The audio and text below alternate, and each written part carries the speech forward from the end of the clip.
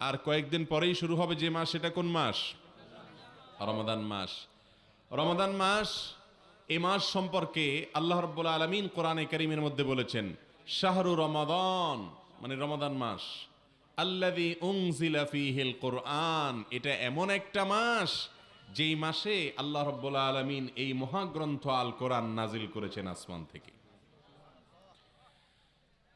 রমজান মাস ছাড়া বছরে আরো যে 11টি মাস আছে, অন্য কোনো মাসের নাম আল্লাহ রাব্বুল আলামিন এই কোরআনে উল্লেখ করেন নাই। শুধু একটি মাসের নাম আল্লাহ কোরআনে নিয়েছেন, সে মাসটার নাম কি? রমজান মাস। সে মাস শুরু হতে যাচ্ছে আর কয়দিন পরেই। আমরা দোয়া করি আল্লাহ তাআলা সে পর্যন্ত আমাদেরকে নেক হায়াত দিন, আমরা যেন রমজান মাসের সমস্ত ফজিলত এবং মর্যাদাগুলো আহরণ করতে পারি।